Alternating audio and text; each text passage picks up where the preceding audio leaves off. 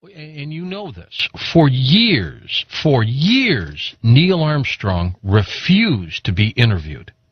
I found that to be one of the strangest things of anything. You would think that the first man on the moon, the national hero that he is, would have talked to everyone about the experience, about the wonder. That didn't happen. His role model was Lindbergh.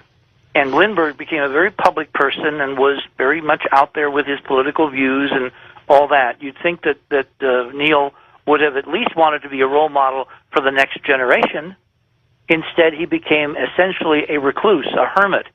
And on every anniversary, they would wind him up and trot him out in public. The most interesting one was during the Clinton years at the White House on the 25th anniversary, where, do you remember what Armstrong said, the most stunning thing that an astronaut could say, and I think in this milieu get away with it? Give us the quote.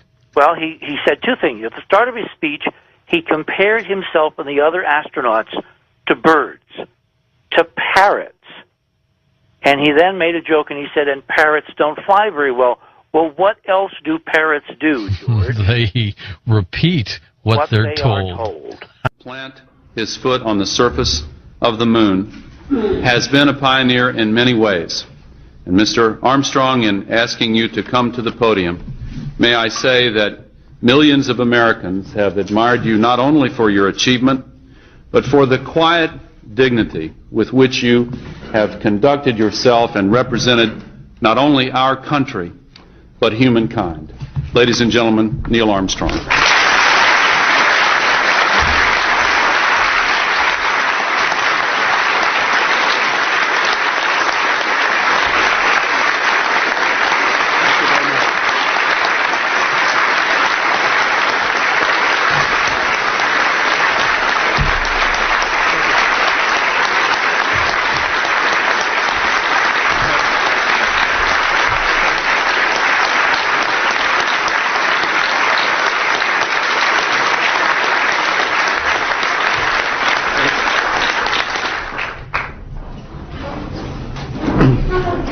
Thank you, Mr.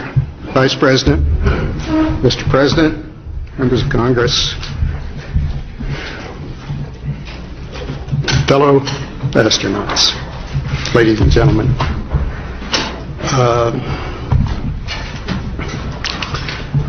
Wilbur Wright once noted that the only bird that could talk was the parrot, and he didn't fly very well.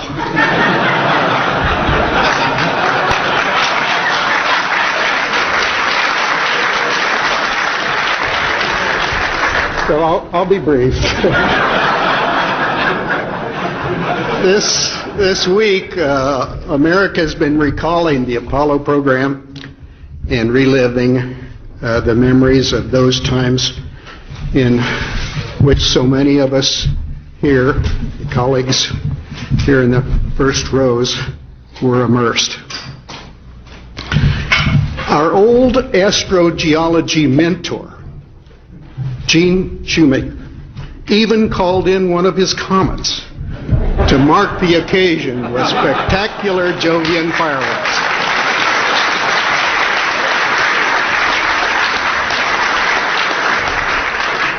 And reminding us once again of the power and consequence of celestial extracurricular activities. Many Americans were part of Apollo, about 1 or 2 in each 1,000 citizens, all across the country.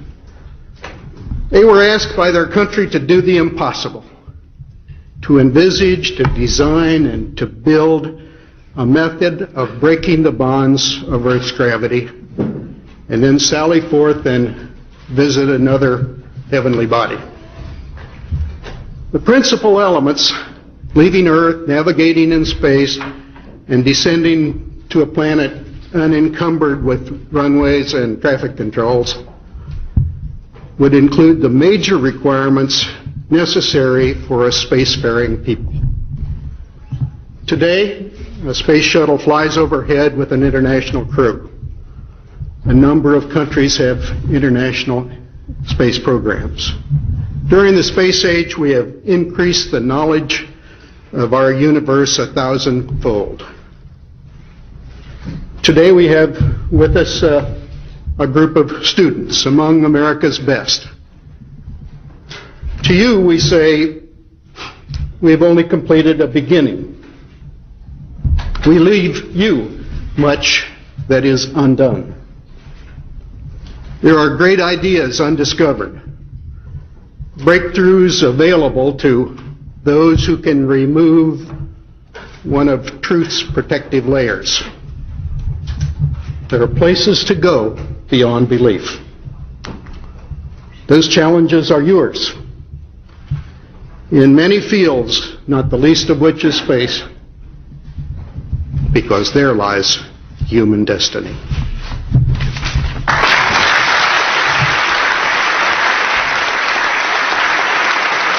Your idealistic faces riveted on the first man on the moon, talking to them, and he looked at them and he said, "There are wonders beyond belief. There are truths to be revealed if one can remove truth's protective layers." Now, where in the world does one get the idea the truth has to have protection to be found out?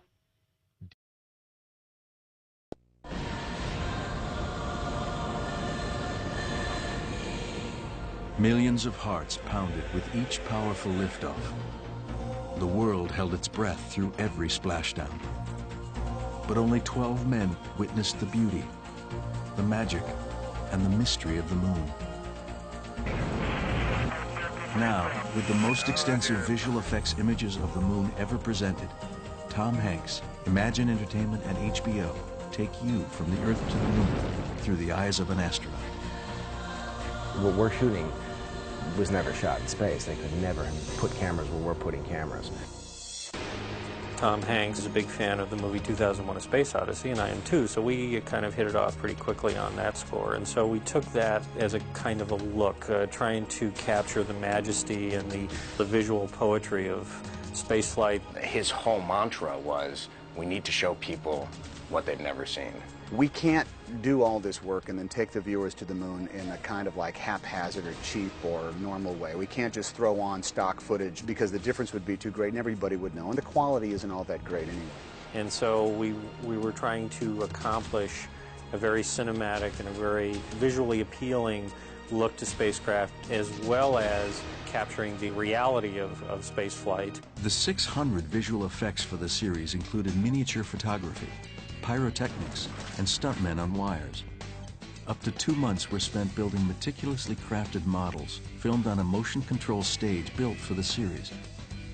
Lighting's important whenever you light models because you have to make them look real. Soon I'll be putting in very tiny mirrors that'll be reflecting and lighting small pieces of detail on the model so you can actually see them on film. If you don't pay attention to those kind of details, it really starts looking like, you know, a 1950s flying saucer movie. Several leading visual effects companies created the historically accurate and stunning visual effects.